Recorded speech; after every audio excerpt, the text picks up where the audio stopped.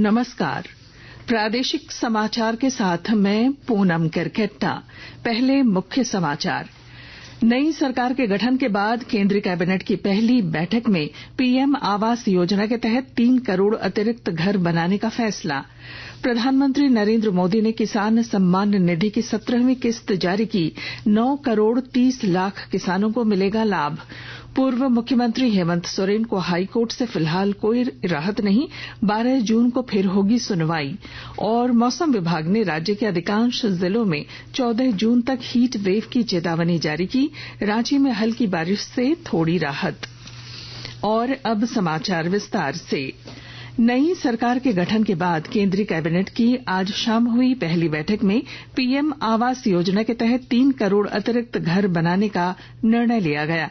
इन घरों में पानी, बिजली, एलपीजी कनेक्शन और शौचालय जैसी सुविधाएं मौजूद रहेंगी। गौरतलब है कि वर्ष 2014-15 से प्रधानमंत्री आवास योजना लागू है और पिछले 10 वर्षों में इसके तहत 4 करोड़ 21 लाख घर बनाए गए हैं। तीसरी बार प्रधानमंत्री का पदभार संभालने के बाद आज नरेंद्र मोदी ने किसान सम्मान निधि की 17वीं किस्त जारी की। ये किस्त 9 करोड़ 30 लाख किसानों को लगभग 20,000 करोड़ रुपए का लाभ पहुंचाएगी। श्री मोदी ने कहा कि उनकी सरकार का पहला निर्णय किसानों के कल्याण के प्रति उनकी प्रतिबद्धता दर्शाता है। प्रधानमंत्री ने कहा कि आने वाले दिनों में उनकी सरकार कृषि क्षेत्र और किसान कल्याण के लिए और प्रतिबद्धता से कार्य करेगी। राजधानी रांची स्थित पुलिस मुख्यालय में राज्य के पुलिस महानिदेशक अजय कुमार सिंह ने आज सभी जिलों के एसपी, एसएसपी और अन्य वरीय अधिकारियों सहित विभिन्न जेलों के कारा अधीक्षकों के साथ एक महत्वपूर्ण बैठक की।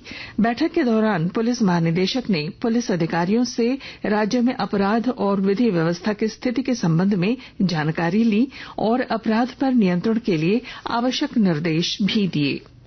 सबसे अधिक विधि व्यवस्था, लॉ एंड ऑर्डर की जो सिचुएशन पिछली रही है उसके बारे में जानकारी ली गई।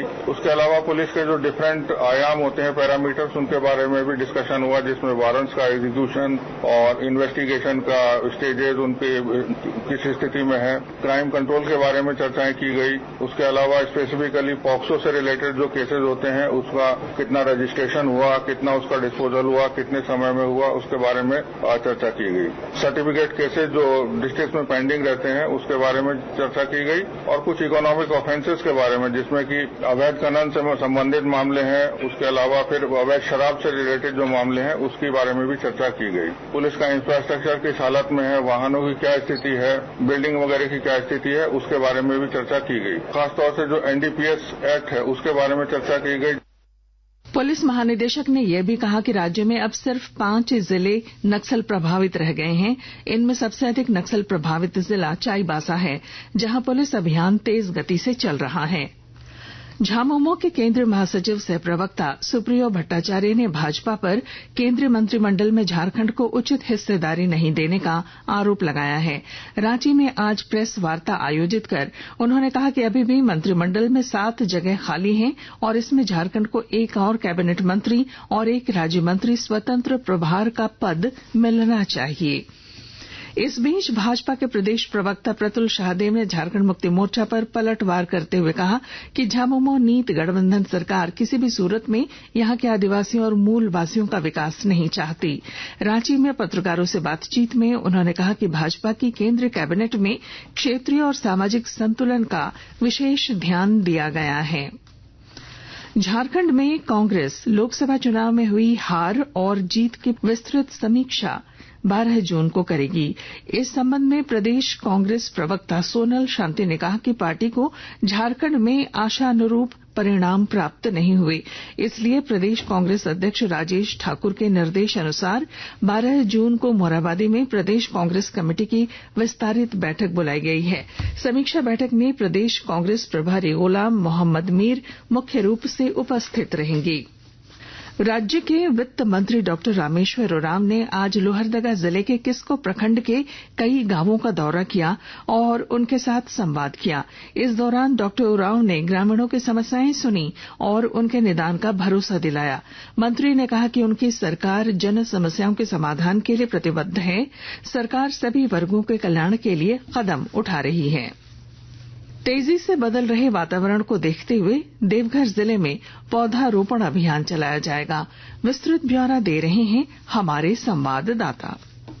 तेजी से बदल रहे वातावरण को देखते हुए देवघर नगर निगम ने भी अभियान चला रखा है और अब इस साल मानसून तक करीब 15,000 पौधारोपण करने की योजना तैयार की है। नगर निगम के नगर आयुक्त योगेंद्र प्रसाद ने बताया कि देवघर को हरियाली शहर बनाना है और इस दिशा में सभी को मिलकर काम करने की जरूरत है। उन्होंने देवघर वासियों से आग्रह किया है कि कम से कम एक व्यक्ति 4 पौधे जरूर लगाए ताकि देवघर हरा भरा दिखे।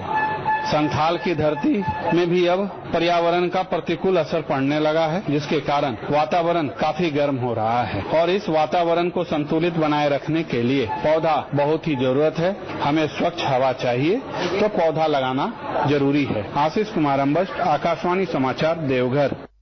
आकाशवाणी के ताजा तरीन समाचारों के लिए आप हमारी वेबसाइट newsonair.gov.in पर लॉग ऑन कर सकते हैं। ताजा समाचार X handle @AIR news alerts और Facebook page all India radio news पर भी उपलब्ध है। आप प्रादेशिक समाचार एकांश के एक्स हैंडल @AIR न्यूज _ और फेसबुक, इंस्टाग्राम पेज तथा YouTube channel AIR news Ranchi पर भी हमारे बुलेटिन सुन सकते हैं। प्रादेशिक समाचार आप आकाशवाणी रांची से सुन रहे हैं। शेष समाचार इस विराम के बाद। बचपन बहुत प्यारा होता है, लेकिन जब छोटे कंधों पर काम का बोझ पड़ जाता है तो उनका सपना टूट सा जाता है। याद रखें, बाल श्रम एक अपराध है। 14 वर्ष से कम उम्र के बच्चों का नियोजन किसी भी कार्य में नहीं किया जा सकता है। 14 से 18 आयु वर्ग के किशोर का भी नियोजन खतरनाक प्रक्रियाओं में करना निषेध है। ऐसे नियोजकों के विरुद्ध सीधे प्राथमिकी दर्ज किया जाता है, जिसके बाद बिना वारंट के आरोपी को पुलिस गिरफ्तार कर सकती है और दोषी पाए जाने पर नियोजकों को 6 माह से लेकर 2 वर्ष तक का कारावास या 50,000 रूपए तक जुर्माना या दोनों हो सकता है। 14 वर्ष से कम उम्र के बच्चों को पढ़ने का मौका देकर समाज तथा राष्ट्र के विकास में योगदान दें। श्रम नियोजन प्रशिक्षण एवं कौशल विकास विभाग झारखंड सरकार द्वारा जनहित में जारी। शिकायत हेतु टोल फ्री नंबर 1800-3456-526 पर कॉल करें। प्रादेशिक समाचार में आपका फिर स्वागत है। जमीन घोटाला मामले में आरोपी राज्य के पूर्व मुख्यमंत्री हेमंत सोरेन की जमानत याचिका पर आज झारखंड हाईकोर्ट में सुनवाई हुई। सुनवाई के दौरान हेमंत सोरेन की ओर से वरीय अधिवक्ता कपिल सिब्बल ने दलील पेश करते हुए कहा कि यह मामला 8 एकड़ 86 डिसमिल जमीन से जुड़ा है। आरोपों के मुताबिक राजस्व कर्मचारी ने सरकारी दस्तावेजों में छेड़छाड़ की। 2 बार ईडी ने छापेमारी की, लेकिन एजेंसी कोई ऐसा दस्तावेज प्रस्तुत नहीं कर पाई है जिससे यह साबित हो कि हेमंत सोरेन का इस भूमि से नाता है।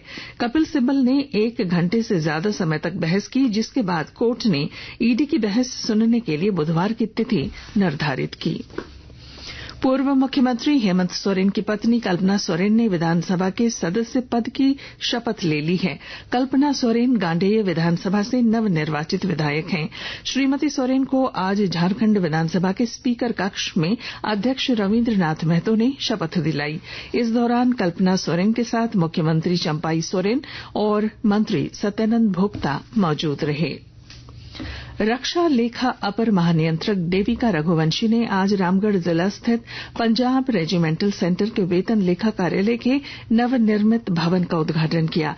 इस दौरान पंजाब रेजिमेंट सेंटर के ब्रिगेडियर संजय चंद्र कांडपाल के साथ लेखा विभाग के दर्जनों पदाधिकारी उपस्थित थे। मौके पर श्रीमती रघुवंशी ने बताया कि इस नवनिर्मित भवन के निर्माण से करीब 20,000 जवानों को लाभ मिलेगा। मौसम। राजधानी रांची में आज दोपहर बाद से मौसम में परिवर्तन आया। शाम यहां थोड़ी देर बारिश हुई, जिससे लोगों को गर्मी से राहत मिली। हालांकि मौसम विभाग ने राज्य के कुछ जिलों में हीट वेव चलने की चेतावनी जारी की है। गढ़वा, पलामू, चतरा, देवघर, गोड्डा, जामताड़ा और दुमका में कल कहीं कहीं हीट वेव की स्थिति देखी जा सकती है। कुछ संक्षिप्त खबरें। जमशेदपुर के मानगो थाना क्षेत्र में कल हुई चोरी की घटना का पुलिस ने खुलासा किया है। इस सिलसिले में एक आरोपी को गिरफ्तार किया है। सरायकेला खरसावां जिले में अस्पताल प्रबंधन समिति की एक महत्वपूर्ण बैठक जिला परिषद अध्यक्ष सोनाराम बोदरा की अध्यक्षता में हुई। देवघर के उप विकास आयुक्त नवीन कुमार ने आज सदर अस्पताल का निरीक्षण किया।